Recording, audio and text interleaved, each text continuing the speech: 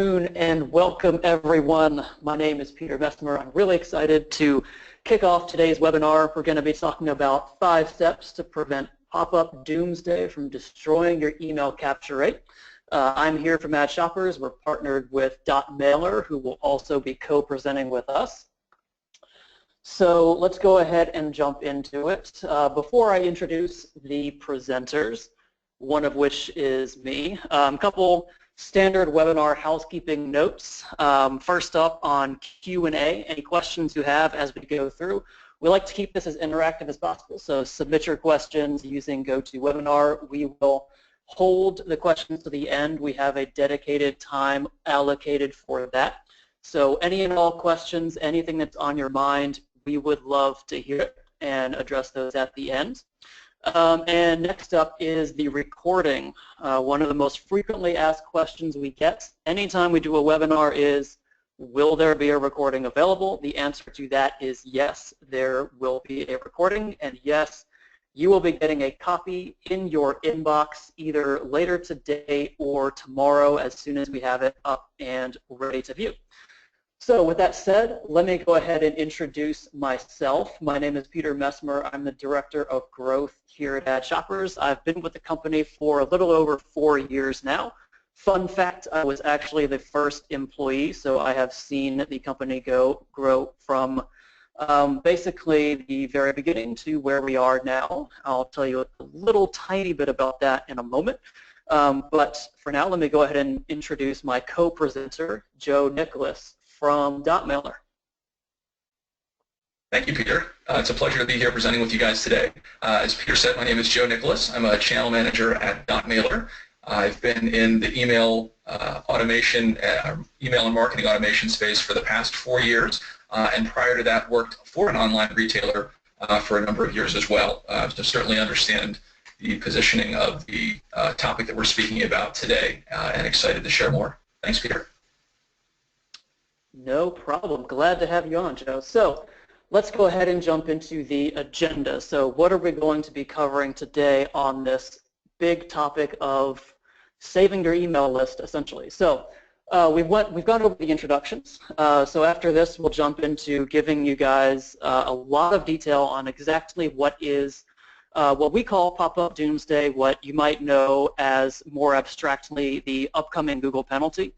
We'll also go into, after that, what is the potential impact and implications that we're facing, and then after that, once we've really introduced what's going on, we have a 5-step preparation plan that we will go into in great detail so that you guys can just make your email marketing and your list growth a lot better, keep it safe from any potential penalties, and really diversify and make that better. And then after that, as I mentioned, we have Q&A at the very end. So hope everybody's excited about our agenda. I know I am, so let's go ahead and jump into it. So I just wanted to give you guys a really quick introduction to Ad Shoppers. I'm not going to lay a long pitch on you, but I just wanted to give an introduction. It really starts with what we believe. So we believe that on-site marketing should be as agile and powerful as email marketing. A little over 1,000 brands agree with us, and that is our clients. You can see a couple examples of who those are in the bottom left, those logos. And essentially what we want to do is take on-site marketing from a lengthy month or year-long 12-step process down to really a simple 3-step process of launch, optimize, and ideate. So that's a little bit on us, and I will let Joe introduce you guys to .mailer. Thanks, Peter. So for those of you that don't know, .mailer is an email marketing and marketing automation platform. We've been in business for around 17 years, headquartered in the UK. We've got our main office in London, but we do have offices around the world, and our US office is based right in New York City. That being said, we've got over 200 employees globally, growing year over year. We are a public company traded on the London Stock Exchange. And have around 7,000 clients globally in about 150 countries. And one of the benefits of that is we can actually translate our platform into multiple languages, which is pretty neat. That said, our real target audience is online retailers and that mid-market to lower-end enterprise. We do work across both B2B and B2C marketplaces and customers. And then we also work outside of retail as well, covering a number of industries between finance, healthcare, insurance, automotive, you name it, the list really goes on.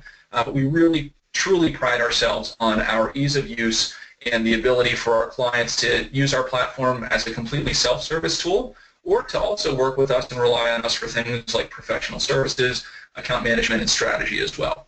So that's that. I'll turn it back over to Peter. Cool. Thanks, Joe.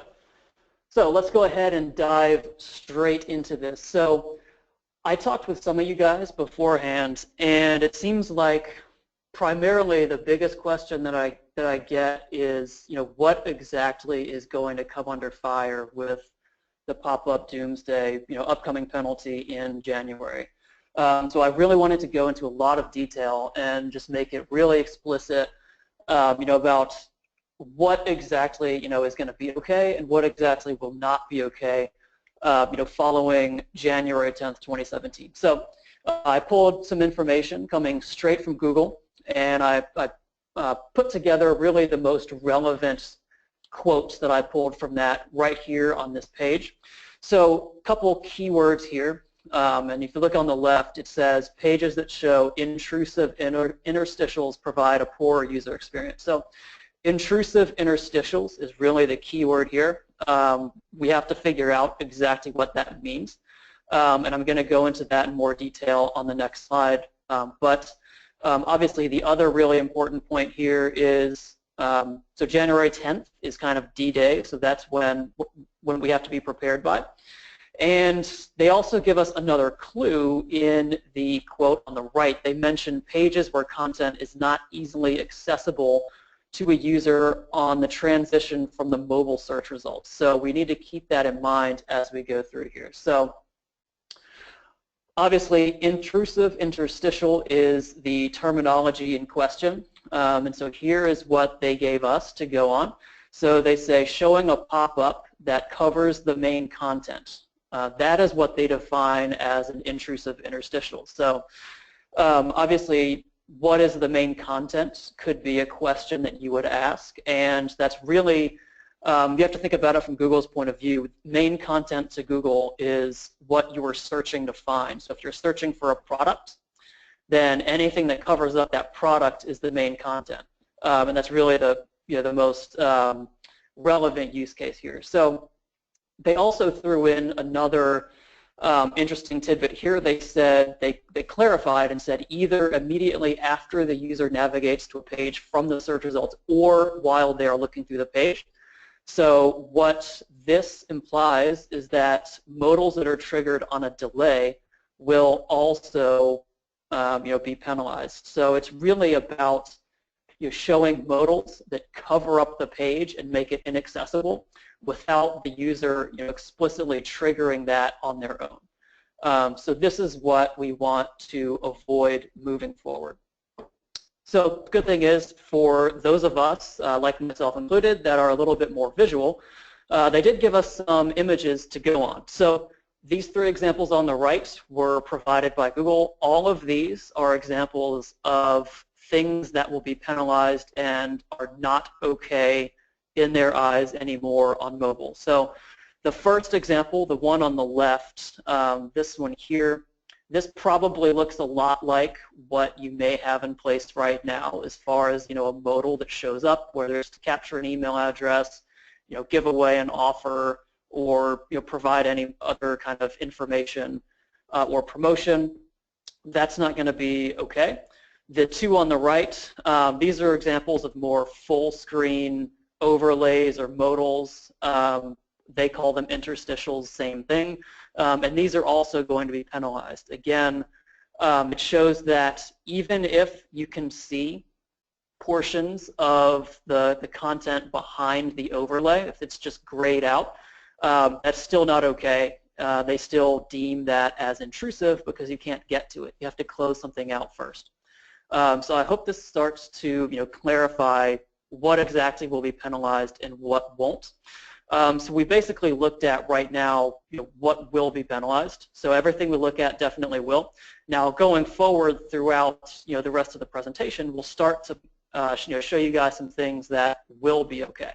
So we'll definitely get to that. So really just to summarize, and I'm going into a lot of detail here and being slightly redundant just because I want to make sure that everybody understands, because this is really what a lot of people are still confused about. So what is going to be penalized? So anything that covers the main content on the page, also known as an intrusive interstitial that was not triggered by the user. So this could be a modal, this could be a lightbox, this could be an overlay, this could be a popover, this could be a pop-up, this could be an interstitial. All of those words mean exactly the same thing. So that's what we're talking about here. And are there any exceptions? Most of these don't really apply to us as primarily e-commerce marketers, but things like age verification, login screens, and cookie use pop-ups are okay, and they understand that. So that's the problem, essentially. Things like that we're doing that are working pretty well are not going to be okay anymore on mobile. So what's the solution? So there's two main topics that are really important when it comes to solving this problem and making sure that we are okay moving forward. Number one is going to be around improving your mobile user experience. So this is essentially what you want to do to avoid, make sure that you're not getting penalized. So we're going to want to make sure that we're utilizing user-friendly campaigns that don't cover up content unexpectedly so that we stay safe. And we're also going to want to diversify, where you're capturing your emails from with other campaigns so that, even if you can't run campaigns like this anymore, you're still making up for it elsewhere. So this is what we're going to go over in the preparation plan. So let's go ahead and move on. So a little bit on what's the impact? What will happen if we don't take action? What's potentially at stake here? So some of you guys may remember Google Panda, and those of you that do may be shuddering in your seat right now because it was definitely not a fun time if you got hit, speaking from experience here. But this was an example, probably Google's biggest change that shook up results the most. Some people saw 50% traffic, decreases or more. We don't think that this update is going to be as big. I don't think it's going to shake things up as much and cause people to lose as much traffic as Panda did. But it can definitely happen. And if you don't comply, then they're saying that there is going to be a penalty. So let me let Joe chime in a little bit and go into more detail on this. Thanks, Peter. So as we evaluate this, and as Peter mentioned, at this stage we're not incredibly sure the severity of this impact to search rankings. But that said, it's always good to be prepared. So as we look at this, a few different quick things to think through is one, when and where are you showing pop-ups today? Are you currently showing them on mobile? Is it just a desktop experience? But certainly important to think through, where those are appearing with your current on-site experience, both desktop and online. And obviously still continuing that the penalty portion here is specifically for mobile. That said, it's also important to look at different ways to deliver that, different ways to present pop-ups. Obviously there's a variety of different opportunities there. And then additionally, this is one of the many signals that Google will use to actually look at the content of your site. So as long as you're still providing very relevant content for that search, more than likely you'll still rank very highly. But that will just depend on a variety of factors that Google has thrown in there to weight that ranking. And Peter, I'll turn it back over to you. Cool. So another thing that I just wanted to point out, obviously topic of today's conversation is Google and them making the change, but as you think about user experience, just in general, this is going to be good for more than just avoiding a slap in the wrist by Google. I mean, improving the user experience for your visitors is always a good thing. One example of this is Facebook. So Facebook, if you actually go in and you look at their advertising guidelines, they say that they don't like pop-ups either. So you're technically on Facebook not supposed to link, if you're running an ad at least, you're not supposed to link to any page that has a pop-up or a pop-under. They don't have an algorithm for this like Google will, so it's all just policed via user-submitted complaints right now. But it's worth mentioning that it's not just Facebook, and if you keep the user experience first, that'll make sure that you're pretty much compliant with any rules and regulations that come out, this or anything in the future. Let's go ahead and jump into the solution. So the 5-step preparation plan that we have for you guys to follow so that you are not only staying safe and avoiding penalties, but so that you're not sacrificing anything in the process. Because, sure, we could just remove all the modals, for example, and be safe, we think, but then you're going to lose, a lot of your email. So how do we maintain that, the level of email list growth that we're getting now, while still, staying safe and maintaining the Google rankings? That's what we're going to go into. So, first step is going to be to make sure that you are planning ahead. So if you're on this webinar right now, then you should definitely have enough advance notice. And by enough advance notice, I mean 81 days to be exact. So January 10th, like I said, is D-Day. So in between now and January 10th, here are the things that you really need to make sure that you're doing. So number one is going to be coming up with a new user experience, so something that's less intrusive, and it doesn't involve throwing pop-ups in your visitors' faces on mobile as soon as they load the page. So then once you figure out what that updated experience is going to be, you need to integrate it into your site. So obviously we are moving into Q4 right now, and it's going to be difficult to actually launch new things. So if you have a staging site or something like that, you're going to want to do a lot of heavy testing there. And then you want to integrate the updated experience that you come up with your current campaigns and promotions, so that you can switch everything over seamlessly. So two things here. So one, obviously we're going to be showing you guys more examples of what that user experience is going to look like in a little bit. You can see one potential example on the right where you're showing things in a bottom bar that only expands when you tap on it. We'll show more examples, like I said. And number two here is, why shouldn't you disable pop-up modals on mobile? So that seems like the easy solution. Okay, modals are coming under fire on mobile. Let's just kill them all and we should be good. So that might keep you safe from the penalty, but you're also going to sacrifice your list growth in the process, and I don't think it's worth doing that. So we'll show you why here in a minute. So let's go ahead and talk about how urgently you need to be tackling this. So do you know right now how reliant you are on mobile pop-ups? Maybe you do, maybe you don't. So let's go into figuring out how you can determine that. Before we do, quick poll from the audience. If you don't mind filling this out, it will pop up on your screen shortly. So do you get a significant amount of your email subscribers from modals? Now, this could be anything, desktop or mobile. Generic question here. It doesn't, if you don't know off the top of your head, just take a guess. And I'll let this run for a couple minutes while you guys fill it out. I'm just watching the results come in here. We're hovering at around 60-40 as people are voting.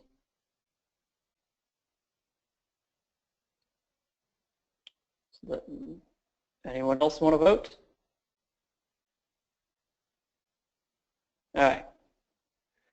So, results of the poll, it basically stayed at 60% yes, 40% no for the results here. So, yeah, interesting data there. But the majority of people said yes, so we should definitely be paying attention to this. And now I am going to pass it over to Joe. Thanks, Peter. Definitely some interesting statistics coming out of the poll there. I'm looking at that 60-40 split. Having spent the last few years working on the email technology side, definitely want to stress the importance of continuing to grow your email list. And a modal, whether it is desktop or mobile, is certainly an effective way to do that. As we look at this, I mean, the bad news is that about 22 to 23% of your email list degrades every year from people changing email addresses to maybe no longer looking at the email address they've provided to you, maybe using a different email, maybe they've unsubscribed. So a variety of different things can happen to reduce that list every year. And throwing a modal on your website is a great way to capture on the research. Some of the research I've done, about 4 to 7% of your mobile or of your website traffic. And obviously, you might be in that 3 to 4% range if you're just doing a sign up for our newsletter, and you might be closer to 5 to 7% or sometimes higher if you're doing a incentive for them to sign up. That could be a discount, could be free shipping, free gift with purchase. Depending on what that incentive is, can certainly drive different elements there in terms of what gets people to sign up. And something to consider would be evaluating what's going to drive your consumer to sign up. And for them, a discount might be less valuable than a free gift with purchase, but the cost of giving away something might be less than maybe a flat 10 or 15% discount. So there could be some benefits there, and it's certainly important to test those things. That being said, there's also a number of different strategies that we'll dig into in a moment to really avoid some of this degradation of your list. But that said, I'll turn it back over to Peter to talk through some of the math behind making a determination if this is a great impact on your list or not. Thanks, Joe. Yeah, so let me go ahead and jump into this. Before I go over this, quick thought as I was looking over the poll results. So the majority of people do get a significant amount of subscribers from modals. So obviously this will be of critical importance. Everybody else, even if you don't, we also are going to be covering some additional campaigns that you can use to diversify your email so that don't involve modals. So you should still, you'll probably find those pretty interesting. Anyway, so getting back to the issue at hand. So really quick kind of formula that you can use to figure out, how much of your email subscribers are coming from modals, and more specifically these mobile pop-ups that are coming under fire. So step number one, basically, if you just look up how many emails you get a month on average. So we'll just say 500 or 5,000, for example. Then you'll want to compare that to, how many of those emails are coming from modal pop-ups. So we'll say, for example, we'll say 2,500, and then you're going to want to divide out that number by the first one to get the percentage that is being contributed to by your mobile pop-up modals. So in this example, it's 50%. So basically, 50% of our email growth is at stake if we don't take action here. So really kind of rough. You don't have to be exact with this. But this will tell you, exactly, what's at stake. Obviously, the higher the number, the more urgent you should be with this. Or, I mean, either way, it's a big user experience change anyway. So definitely something that we should all be paying attention to. And at this point, I'm going to go ahead and pass it back to Joe to talk a little bit about mobile user experience. So obviously, as we have all seen, traffic to our mobile sites is growing and growing year over year, and it's quite the phenomenon. And I know, even from my own personal shopping experience, I'm shopping on my phone or my tablet on a regular basis. In fact, aside from work, it's rare that I'm cracking open my laptop after work hours to shop. That's generally on a mobile device of some sort. So making sure the experience is going to provide an easy way for consumers to shop is paramount. And I'm certainly not saying anything that you've not thought about or heard about before. So if we can move on to the next slide, we'll look at kind of an old adage. And again, coming from an email background, we'll look at pop-ups are annoying. And then as we think through that, there could be some expletives that you might want to put in there. But as we really look to fill that out, pop-ups are annoying, but they work.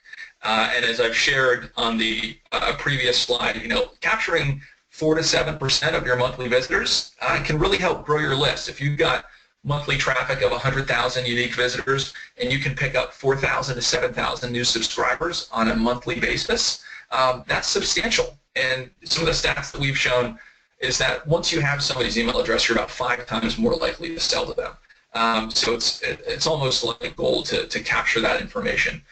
So as we think through that, improving that mobile experience is really important. And we'll move on to a client example.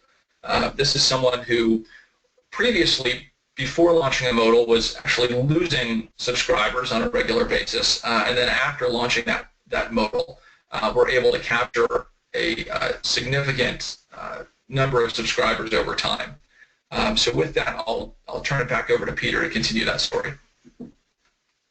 Awesome. Thanks, Joe. So, yeah, the idea here is that up until now, pop-ups being annoying was totally fine because we were, as marketers, we were pretty much okay with annoying visitors and providing a less than optimal user experience because it was giving us what we wanted, as in email subscribers. But now the equation isn't that simple anymore.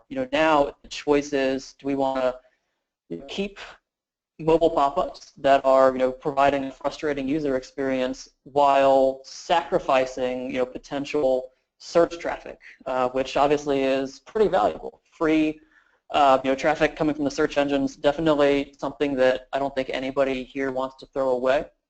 So now the situation is essentially more complicated, and the best solution here is not to do nothing. It's to realize that this is what's at stake and figure out how can we get through this problem? How can we keep the search results, so avoid that penalty? But how can we also, like I mentioned before, not throw away what we have and not sacrifice our email list growth just to do what Google says? So we need to come up with a solution to basically provide that good user experience, but maintain the email capture that we've been enjoying up until now. So this is basically the big user experience change that we need to make. This is, again, examples that came directly from Google, so it's straight from the source, and it breaks it down pretty plainly. So the example on the left, this should look pretty familiar, as it looks pretty much the same as those first examples I showed that are going to be penalized. So this is deemed intrusive. The example on the right is something that would be okay in Google's eyes. So what we essentially want to do is take the offer that we're taking an entire screen overlay to promote, and rather put it into something that doesn't take up the entire screen, for one, and it doesn't interfere with any of the main content on the page. So an example of a user experience that would be compliant and less annoying is the one on the right. So instead of a full screen takeover or a modal, we are showing a kind of like a bar at the top of the page with whatever the offer call to action is up top. And this way it's more accessible. The user can interact with it when he or she wants, and it also doesn't cover anything up. Again, to go back to the intrusive experience, and this is what we all need to shift towards. So, when I mentioned in step number 1, what we need to do is redesign the experience so that it's less intrusive. This is the shift that we need to make visually. So you need to figure out how can you take your pop-ups, and instead of taking the full screen to do it, show them using something like this. So let's go ahead and move on. So that's the main change that you need to make in order to avoid the penalty while maintaining your list and not throwing your email capture rate too much. Let's also look at a couple solutions to diversify where you're actually getting emails from. So this is the idea that you don't want all of your emails to come from one place. You can diversify the campaigns that are either growing your list. You'll be safer in the long run. So I'm going to show examples of some different campaigns that you can do. to integrate into the sites, and that will lead in not just list growth even, but more revenue or new customers, which are obviously the most valuable list members anyway.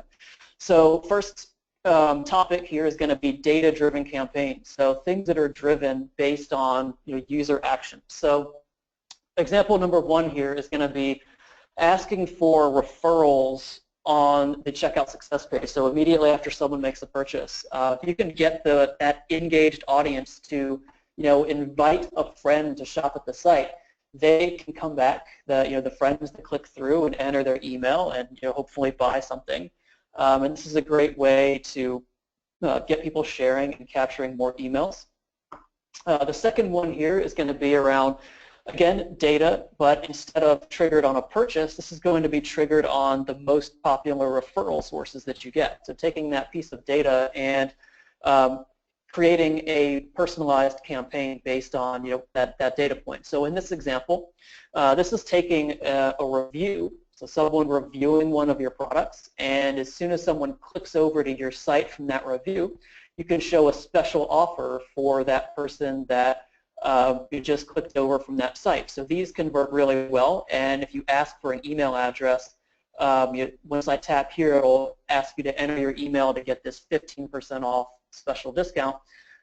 These convert really well, so it's a really big source of email list growth. And then lastly, another data point that can be really powerful for triggering email capture campaigns is geo-targeting, so based on physical location. If you look in the two examples here, what they're doing is they're taking your location and showing a personalized message here where you can, if you tap on this, you will get an offer to save $10. So these convert well because it's tying in a more personalized data points and showing a better message to the visitor. Next up is going to be contests. So if you're not running contests to capture new leads, it's a really, really powerful source of of growing your list. So a couple of examples that I can show you guys that work really, really well. So in this example, it's what we call a social giveaway, and the way it works is it's a multi-step process. Step number one is to enter to win. So this should be pretty familiar to everybody. It's how just about every giveaway has ever been run. So you enter your email or you connect with a social network, and that gives you the email address. You can grow your list. And then on step two, it'll ask you to share out. So this adds virality into the mix. And not only are you capturing new leads, but you're getting the people that enter their email to share out as well. And that creates the viral effect where all of their friends want to enter the giveaway, and they come. And how do they enter the giveaway? By entering their email. So, and then they share. So really powerful for capturing emails. Here's an example that is pretty similar, and both of these worked really, really well as far as capturing new emails. So hopefully some food for thought for you guys about ways you can structure campaigns and contests to capture leads. This is a really big one. So one thing that we see a lot of people doing is essentially leaving emails on the table. So instead of just giving away coupons, and here's an example from that we just found. This example, if you look at this desktop screenshot here on the left, they're actually a double offender. They're giving away 2 coupon codes on the site and requiring 0 user action to get them. So up top, they're giving away a free shipping coupon. And down here, this one's a little bit harder to see, but they're giving away a 10% off coupon for Halloween decor. So, rather than just placing these codes on the site with no action necessary to get them, you can, instead require an email capture. So instead of doing free shipping over $49, here's the code, you don't have to do anything. You can put something at the bottom of the site that says free shipping when you subscribe, where then you tap on that and it gives you an email capture, an opt-in form where you can, once you fill that out, you'll get the code. So that's a big one, to kind of take things that you may already be doing, put them behind an email capture, and now you've unlocked new sources for email growth. Referral and sharing campaigns are also powerful. So I kind of went over before how you can, ask your customers to invite their friends, and that's a big source of new emails and new customers. The other thing that you can implement into your site with something like sharing buttons from our platform, for example, is if somebody shares, you can actually grab their email address while they're sharing, if they share through something like Facebook, and then you can opt them into your list after sharing. So one example of how using referrals and sharing can grow your list in ways that you might not expect. So that is all of the ones I have. Joe has a couple additional acquisition tactics that I will let him run over with you guys. Great. So thanks for sharing those useful tactics there, Peter. That's great information. As we look at some additional ways here, we've recently put together a great white paper listing these, as well as several other opportunities for people to capture new email addresses as well. So that said, a few other ways to do that. One is creating new resources. So we'll see this quite frequently in the B2B world, where maybe you get an email about a white paper that you're really interested in. You go to the website and it asks you to submit your email address to download that content. So that's one example, but it could be white papers, blogs, guides, brochures, catalogs, you name it. Any content that you're putting out there, don't just give it away. Certainly request for at least an email address in exchange before providing that content to the visitor. Additionally, creating new call to actions on the website. So maybe it's multiple newsletter sign-up points on the website. Maybe adding a sign-up to your header or footer. Maybe little popovers that kind of slide in from the side, or sliders in that regard. So anywhere that you can potentially get new email addresses, if you have space there, or ways to pull that in, please consider that as well.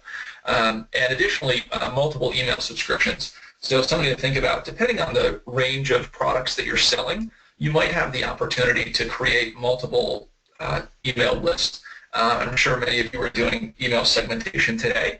And it could be something as simple as a male versus female subscription. If you're selling, maybe you've got a broader product catalog. Maybe one is fashion. Maybe one's health and beauty. Maybe one is hard goods, electronics, appliances, something like that. But think of different ways that you can attract different people to come to your site to sign up.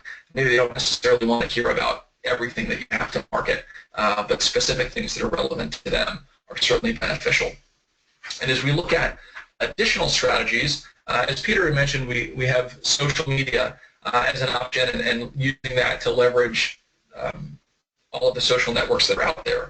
That said, adding a simple sign-up form as one of the tabs on, say, your Facebook page is a great way to grab additional traffic and pipe that into your marketing list. And as mentioned, using those sharing buttons, that also captures email addresses as well. Loyalty campaigns and referral programs are big. We've touched on this a little bit, but whether you're doing an incentivization, maybe a points program, delivering that and capturing email in that aspect is a great way to go. And additionally, email inception. So maybe you've got a new subscriber. If you include subscribe links in your email, which might seem a bit counterintuitive since people are already subscribed, but in the event that they're forwarding that email on to a friend or to others that might be interested in a particular product you're promoting, putting a subscribe link in there gives that new person who's receiving that message the opportunity to also subscribe to your email as well. So a number of different ways to look at. Some of the other things that you could consider, is making your website work harder than beyond what you're doing things like surveys, adding video, things of that nature, and then just creating some additional incentives that might be outside of the box or what you've normally done today. So I'll turn it back over to Peter. Thanks, Joe. Yeah, so these are all really awesome additional strategies that you can use to diversify your email capturing. So step 5, going back to the 5 steps, so this is really kind of a summary. So again, January 10th, 2017 is the date in question, so we definitely all need to be prepared before then. We also want to make sure that kind of those numbers and the formula that I went over, we need to understand kind of what's at stake, and these are always good numbers to know in general. How many emails do you get a month across everything? Always a good number to know and to keep track of and see if it is trending up or down. And then lastly, so definitely make sure that you have a plan. So we've shared strategies for combating this and making the changes that you need to make. So make sure you have a plan going forward so that you're not kind of making it up as you go. And also having a plan, because we have a hard deadline, that will help us all be compliant in that time. So while we are here and kind of talking about, a solution, how do we redesign the mobile experience, how do we stay compliant, I wanted to introduce you guys really quickly to something that we've been putting together over here at Ad Shoppers. So let me go ahead and pull this up. It is called the Shopper Portal, and this is something that we've recently built out into our platform. So you may be wondering, okay, it's coming on Q4, we have a couple months, we don't know how do we redesign this mobile experience, how do we build something that's compliant and provides a good user experience, kind of like those examples I shown, how do we go from that full screen pop-up modal to something that doesn't take up the full screen and provides a better user experience? So we thought about this as well, and we actually built out a solution to do this. So I'm just going to go ahead and play this 2-minute video, kind of showcasing what it looks like and some of the campaigns that you can run with this. So I'll go ahead and start playing it now, and I'll jump up after, I'll come back after it's over.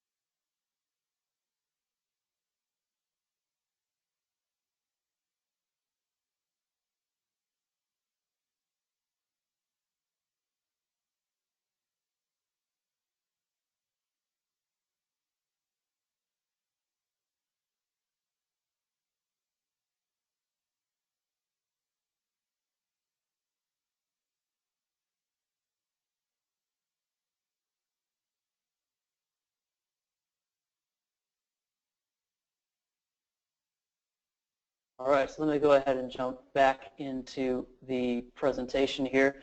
So I wanted to show that because a couple of reasons. Obviously, it's part of our platform, and that's always cool. But it's something that we have we put together to show you, this is the re-engineered mobile user experience that you guys should be shifting to. So that's kind of what we came up with to show you. This is kind of how we imagine the solution being. So as you saw, there's so many campaigns that you can power through a platform like that, and it's all non-intrusive. It doesn't take over the page. So hope you enjoyed that. And now we are at the end. So we'll go ahead and jump into questions. We'll start taking these now. If you have any questions, please put them in. I see some already that came in during the presentation, so we'll start off with those. While you're putting your questions in, you see some follow-up information there on the screen. So if you want to email either me or Joe, you see our contact information. Please don't hesitate. If you want to learn a little bit more about ad shoppers, we do live demos every 2 weeks. You can check out our schedule at the link shown at the bottom. And if you're interested in learning any more about .mailer, you'll see the link there. It's .mailer.com. And okay, I'll go ahead and read out the questions here. So we have a question here from Curtis. So while not directly related, ad revenue has been heavily damaged by ad blockers and other alternatives.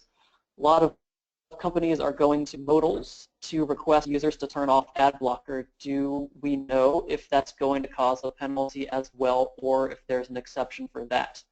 I'll go ahead and put my 2 cents in on that one, and then I'll pass it over to Joe. But so Curtis, that one's an interesting gray area because they have mentioned that there will be some exceptions. However, things like that, I think that's going to skew towards being on the intrusive side and being penalized. Something like that, I don't know how much control you have over that. If you can put that request to turn off the ad blocker into, like a top bar, kind of like the experience we looked at. But if you can do it that way, then you shouldn't be too.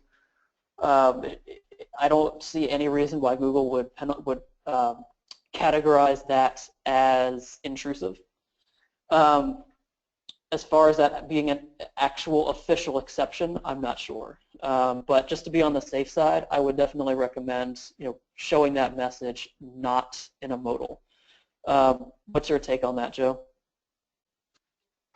I think I have to agree with you there. I mean, I know looking at some of the exceptions, they talk about cookies and age verification and things like that. So depending on how they look at it is that more of a quote-unquote transactional type of popover, or is it more of a marketing ploy? Because obviously if they want you to turn off ad blockers, they want to show you ads.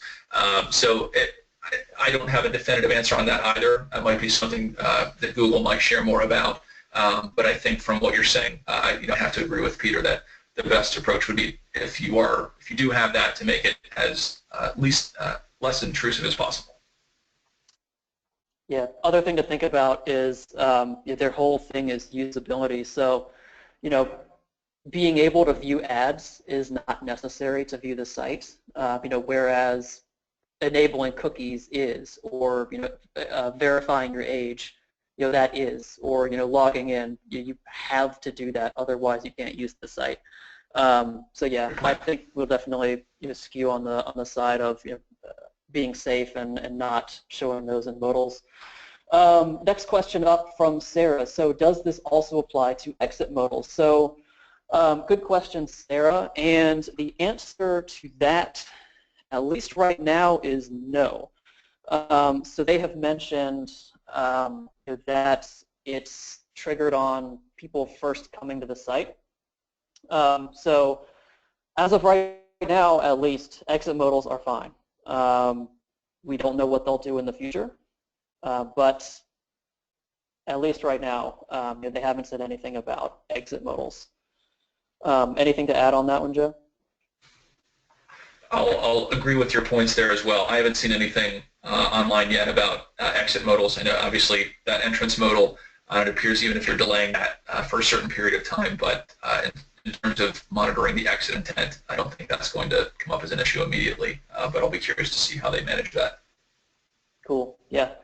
All right, so next up from Tanner, you mentioned a slider coming out from the side of the page. Will those be okay? So, now we're getting at how kind of frustrating Google is being by not releasing like exact specifications or anything like that. It's all very open, and it's some of it is a little ambiguous.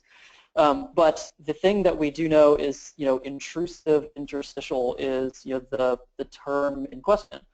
So I think sliders comes down to essentially how intrusive are they? If you can pop a slider out that doesn't cover up most of the content, then you're probably fine. If you can, but if your slider takes away, 30% or more of the screen, then it's probably going to be a problem. That would be my answer. Joe, what do you think? Yeah, I think from the sliders perspective, I'm not sure if they'll be waiting with a slider, for example, if delivery of that makes a difference in terms of the timing. If you're delivering it immediately, they might factor that in. If it is delayed, and to Peter's point, maybe not as under that, say, 30% threshold, if you will, then I would assume that something like that would be okay because you're not blocking all of the content on the screen and really impeding on that experience. But my assumption is if it is a large portion or all of the screen as a slider or being delivered immediately, then that's certainly going to cause an issue. Cool. Next up from Jung. Hey, Jung. So the pop-up penalty doesn't apply to desktops. No. As of right now, it does not. They are announcing this for mobile only. Now, that isn't to say that they won't roll this out to desktops or all devices in the future. We don't know. We will have to just pay attention and keep reading the Google Webmaster blog. Okay, next question. Is it only on entrance pages, or if a pop-up fires on the third or so page view, is that still an issue? That is a really good question. And I think this one is kind of in the gray-ish area, but if we go back, I'm actually going to go back here. If we go to the exact language that they gave us, they do say something about on the transition from mobile from the search result to the page. I'm just going to jump back here and grab the exact language. So they say pages where content is not easily accessible to a user on the transition from the mobile search results. So reading into this, it certainly sounds like a pop-up fired on the third page view, for example, would still be fine because it's not immediate on the transition from the mobile search results. So I think something like that would probably be okay, but this is about as clear as I think we can make it based off what they've given us. So hope that helps. Again, I'll add to that as well. Yeah. Yeah, and I think sort of our understanding in some of the research that we've done is I would really evaluate where are people being directed to when they are searching. If somebody's looking for a specific product, it's likely that they're going to arrive on your site on a particular product page or maybe a category page. So if they're arriving on your homepage less than those other pages, then you might be fine to still deliver a modal on your homepage, but certainly in that scenario, avoid it on your product detail pages or your category pages. Or if you do have that ability to set it on maybe the third page that they visit, that might be certainly something to do as opposed to just delivering it on every page immediately. That will certainly hurt as we discussed. But I think still doing it on your homepage or maybe some less access pages from that mobile search would still provide a reasonable result.